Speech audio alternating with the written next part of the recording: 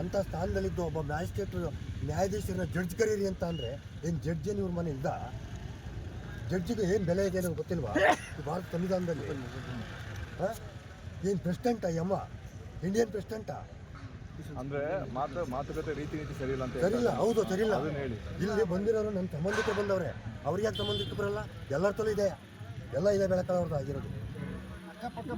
ಈಗ ಅವ್ರು ಇನ್ನೊಂದು ವಿಚಾರ ಏನು ಹೇಳ್ತಿರೋದು ಅಂದರೆ, ಈಗ ಡೆಮಾಲಿಷ್ ಮಾಡಿದ್ರಲ್ಲ ಅದನ್ನ ಇವರು ನೀವು ಹಂಗೆ ನಿಮಗೆ ಸೇರಿದ್ರೆ ನೀವು ಪೊಲೀಸ್ನವ್ರು ಇಟ್ಕೊಂಡು ಕಾನೂನುಬದ್ಧವಾಗಿ ಮಾಡಬೇಕಿತ್ತು, ಅವ್ರು ಹಂಗೆ ಏಕಾಏಕಿ ಮಾಡಿದ್ದಾರೆ ಅನ್ನೋದು.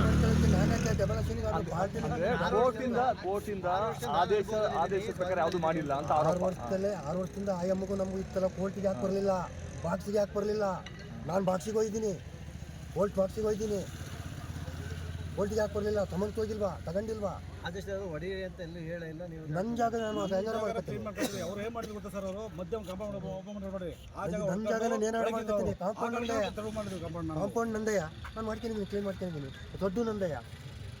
ಈಗ ಪ್ರೆಸೆಂಟ್ ನ್ಯಾಯಾಲಯದಲ್ಲಿ ನಡೀತಾ ಇದೆ ಇದು. ಇವರು ಹೋಗಿದ್ದಾರೆ, ಈಗ ಹೋಗಿದ್ದಾರೆ, ಅವರು ಹೋಗಿದ್ದಾರೆ, ನಾನು ಹೋಗಿಲ್ಲ, ಅವ್ರು ಹೋಗಿದ್ದಾರೆ. ನಾನು ಕೋರ್ಟಿಗೆ ನಾನು ಅಟೆಂಡ್ ಆದೆ, ಅವ್ರು ವಕೀಲರು ಬರಲಿಲ್ಲ, ಅವರು ಬರಲಿಲ್ಲ. ಬರಲ್ಲ ಸರ್, ನಮ್ಮದೇ ಪ್ರಾಪರ್ಟಿ ಅಂತ ಆಗಿದೆ ಸರ್. ನೀವು ನೋಟಿಸ್ನ ಕರೆಕ್ಟ್ ಆದ ಅಡ್ರೆಸ್ಸಿಗೆ ಅವ್ರಿಗೆ ಕೊಟ್ಟಿಲ್ಲ ಅನ್ನೋದು.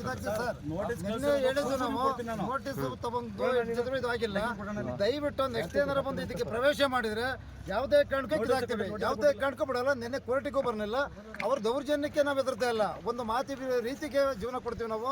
ಆಯ್ತಾ, ನಾವೊಬ್ರು ಬಡವರು, ಶ್ರೀಮಂತರ ಅಲ್ಲ, ದೇವರಾಜ ಗೌಡರ ಅಕ್ಕನ ಮಗನೇ ಸಂಬಂಧಿಕರೇ ಇರೋದು, ಬೇರೆ ಯಾರು ಇಲ್ಲ.